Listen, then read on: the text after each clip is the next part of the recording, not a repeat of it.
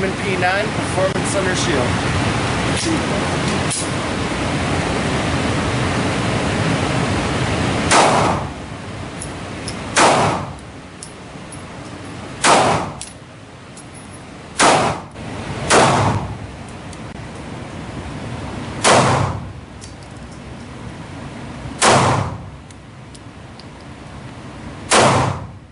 I'm Scott, he's Ken, this is Liberty Marksman. Today we're going to be talking about a gun that somebody had sent to us. But I think somebody's hiding it. Hiding it, I had to carry it for a couple days. There you go. This is the M&P Performance Under 9mm Shield.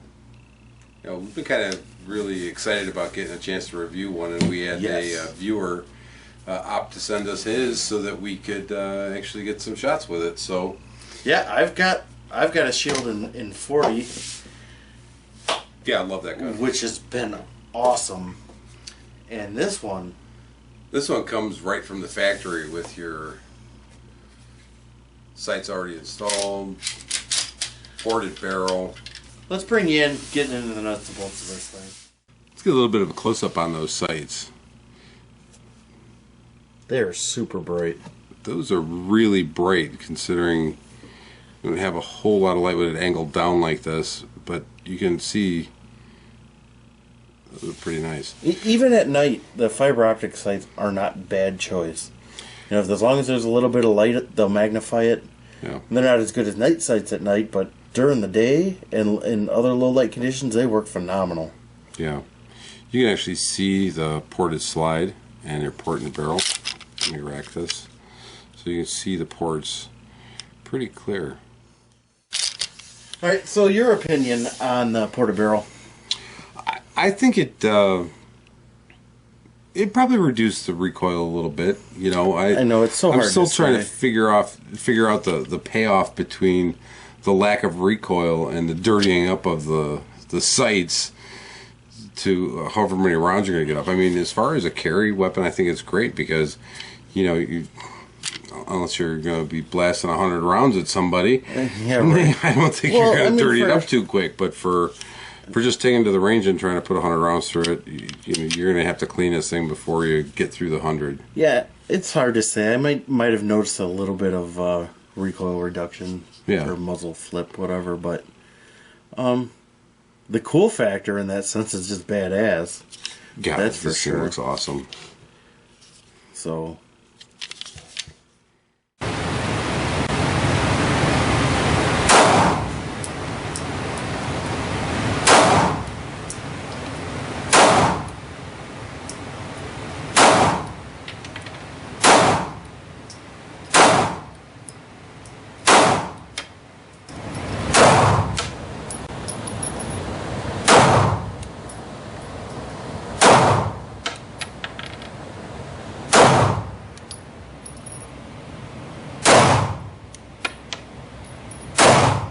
Take it away, Vanna. Show us how to strip this thing.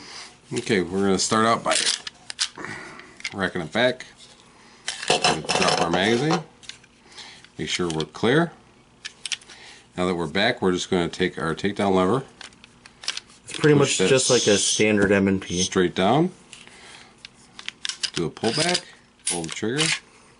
And off you go.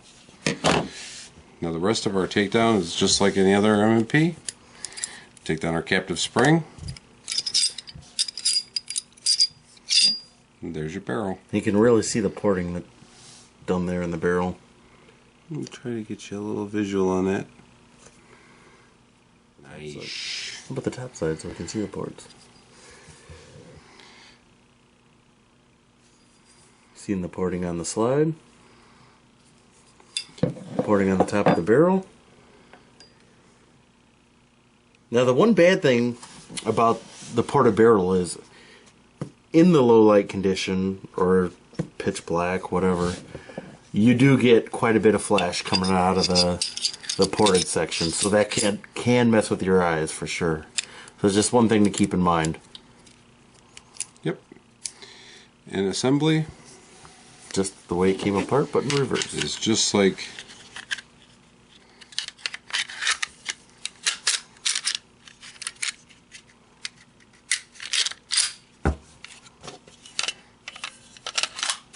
good to go. That's it. So let's get a trigger pull on this thing. Alright, so let's do some trigger pulls on this thing. First we're going to rack it. We're going to ready our gauge.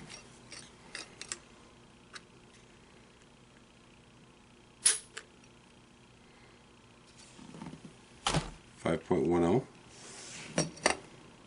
Do an average of 3. It's usually your best way to go. Ready? 5.9.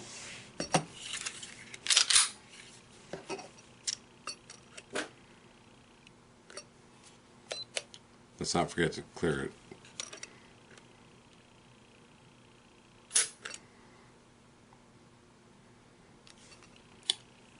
5.11.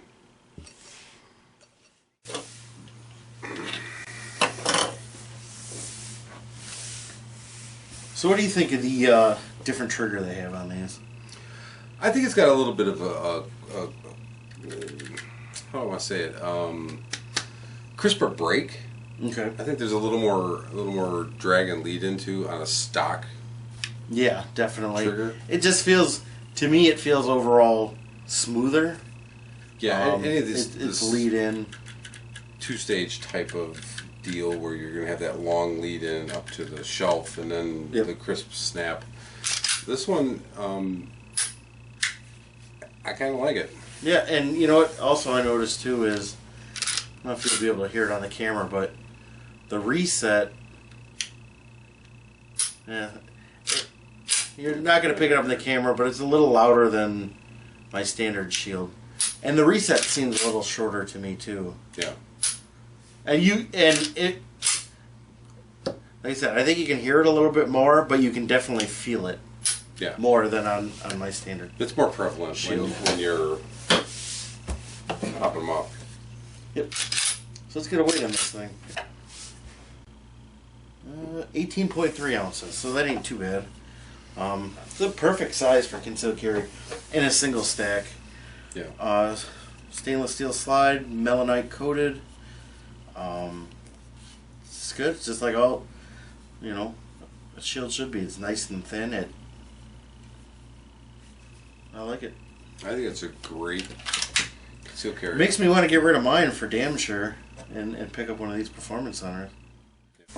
It's standard M&P stuff.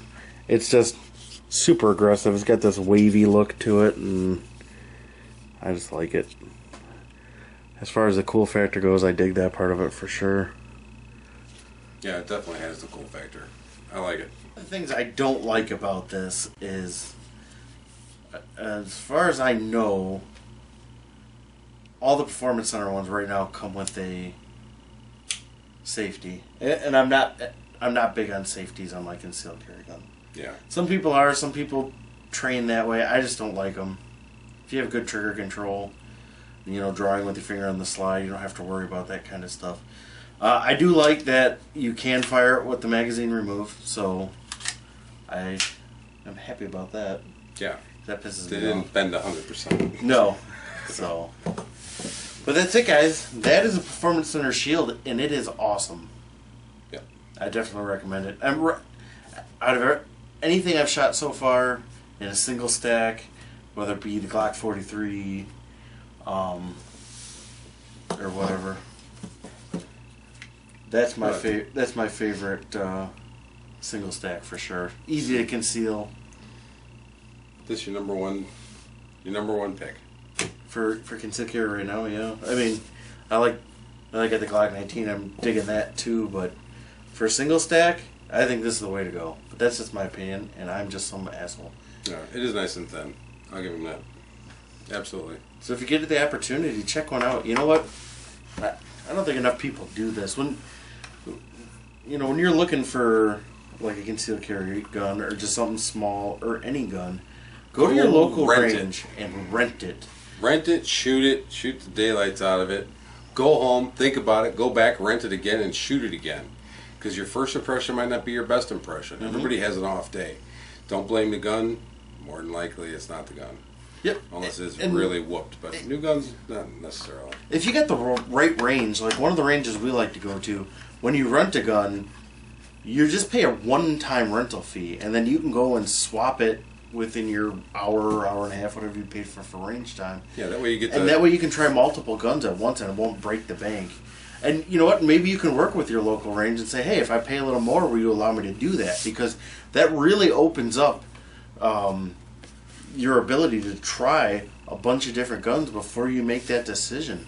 Let's face it, this stuff ain't cheap. You know, not everybody's got $500 to throw around every week or two to buy a new gun. We certainly don't. And it's not like you usually end up on the upside of flipping guns. That usually doesn't happen. You buy it brand new and you go to sell it, you're going to lose a little bit every time. Unless you got greasy hair and a pencil-thin mustache. Then you won't be able to. Hey, Guido. Hey, I got a deal for you. So that's it, guys. We're rolling some footage of us shooting it. Unfortunately, a lot of the footage of you shooting it wasn't working due to our cameraman at the time's thumbs. But we'll see what we can do. We'll come up with some footage for you. See you down the road. Like, share, subscribe.